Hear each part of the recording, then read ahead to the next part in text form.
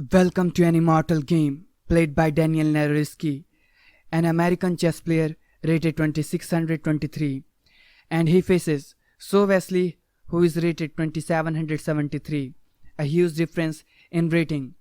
This is round 6 of AIMCHESS US Rapid Prelims Day 2. We have some wonderful sacrifices taking place in this game and lasted only 29 moves, which makes this game quite enjoyable to watch. So without further ado, let's dive straight in this Immortal game, and why I am calling this an Immortal game you would see. Daniel Naroditsky with the white pieces opens the game with e4. We have e5, knight f3, knight c6, bishop b5. We have the royal opus on the board. a6, Morphy defense, bishop a4, knight f6, and we have castles by Daniel. b5, pushing this bishop back on b3 square. So bishop is now jumping on c5 square, and this is the Columbus variation of the royal opus. And this has been played so many times. d3, protecting this pawn, and capturing this pawn was not possible because you do not want to play this king being in the center, and this is a rapid game, so you do not want some complications while capturing a pawn on e4. So d3, d6, and we have a4 challenging the b5 pawn.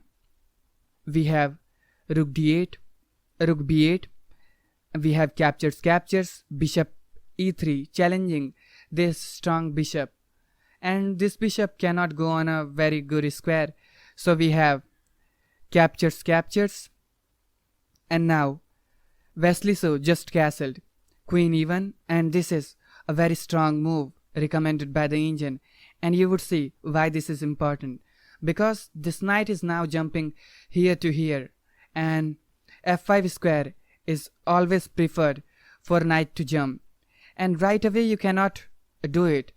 If you think that right away you can just play this move and jump on this square, but this would be a mistake, and this knight is now jumping on this g4 square with an attack on this, and queen is also attacking this knight, so you would have to play this queen e1, and now you see this stunning capture, and after you captures, because this rook is attacked, so you would have to capture it now. So when you capture, you would see this queen captures, and in this fashion black can simply win a pawn. So you do not want to lose a pawn, and we have this queen. So we have this queen e1 first. Now we have queen e7, making room for this rook to double. Not double, we have connecting of rook taking place whenever this bishop moves. We have g6, taking away any further possibilities of this knight jumping on this f5 square. We have a quite developing move, knight c3, knight b4, saying okay, whenever this bishop moves, we have the constant pressure on this c2 square. So quite a wonderful move here. Now this queen jumps on g3, and you would see why this is so important, because you want to attack the king side very soon. King g7, protecting this knight twice, but there was no need to do so. We have this knight jumping on f5, and this allows, when this king is here, this allowed this knight to jump on f5 square, and you see the problem. This pawn is pinned, so you cannot capture it, and you would have to capture with the bishop. So Wesley goes for it, and we have the rook captures. There was also possibilities of capturing with the pawn. This actually undoubles white pawn structure, but Daniel Naroditsky has some quite a fascinating idea. So let's see. Now this knight is jumping on d7 square because this was not doing anything. So rook af1, we have doubling up of the rooks. This rook is not going to cause any problem because this pawn is pinned, so obviously there's no need to move it. We have f6, we had some constant pressure on this square. So already we have f6, knight d5, a wonderful move because this knight was not doing anything. Now this comes with an attack on this queen, so you would have to trade with this dark square knight. We have trade happening here, and now this knight was not doing anything, so we have this knight b6 getting an attack on this bishop. So Daniel doesn't mind and he pushes this h4 square, and now c6, a quite an interesting move, saying okay, I am just sacrificing this pawn, and what you can do, you cannot retreat it, this bishop here, because now this pawn will march forward and you would see the problem. You would see the problem, this coming here to here, and we have some problem with this bishop. So obviously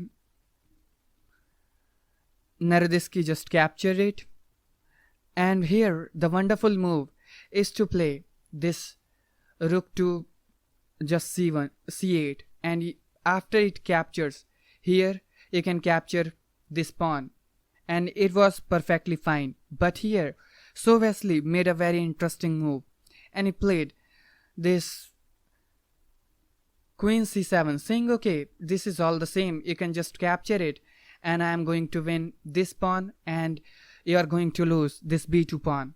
But you would see the problem. We have captures taking place and we have captures on c2. Now Naroditsky found a very interesting move and he pushes this h5. Now you see the problem. He says okay, you are most welcome to capture this b2 pawn, and now so Wesley just captured it. But this is a mistake, and you would see the problem. We have very interesting h6, and now you see the problem. If you capture it, then you would lose quickly. After this capture, obviously you cannot capture it because we have this check, and you can easily get checkmated after few of the moves. We have this check taking place, and you can find the mate in, we have the mate in 7, and you have to find the outstanding move here. Here the wonderful move, you have to find this bishop, and you see the problem. You are threatening checkmate in 1, so obviously you would have to capture it. And now this check with the queen, you would have to go inside. We have another check, and now you would suffer this wonderful checkmate. So obviously you do not want to do that after this h6. And so Wesley did not go for this and played this king to h8, but this is also losing. You can pause the video to try the stunning move Naroditsky played here. Here he played the wonderful move with this queen g5, and you see the problem. This pawn cannot accept the sacrifice because you are getting checkmated in just 2 moves, and you capture it, and now you see this checkmate taking place. So quite an interesting move. But this comes with an attack on this bishop and says okay, you can just capture it, and for which Wesley so goes for it. We have captures taking place, and now we have mate in 8. We have captures, so there was, you cannot go for the capture, because if you go for the capture, then obviously this is mate in 2, you capture it, and now you see this stunning checkmate. So this was there in the game.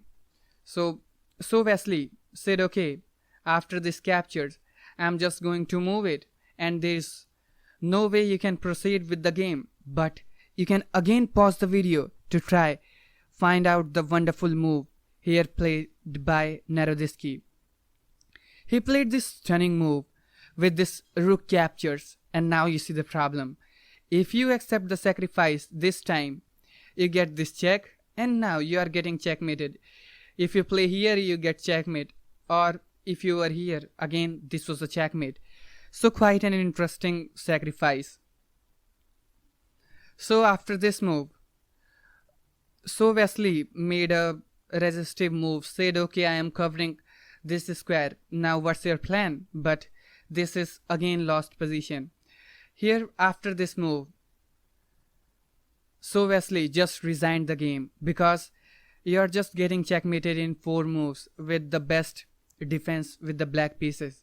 Let's see, you would have to play this queen, this rook to g8, because if you do not play this, you play any of the random moves. Let's play this, then you can just sacrifice this rook again, and after captures you get this checkmate. So you cannot do that. So after this, you would have to play this move, saying okay, this sacrifice doesn't come with a tempo on this square getting a checkmate, but you have another fantastic move.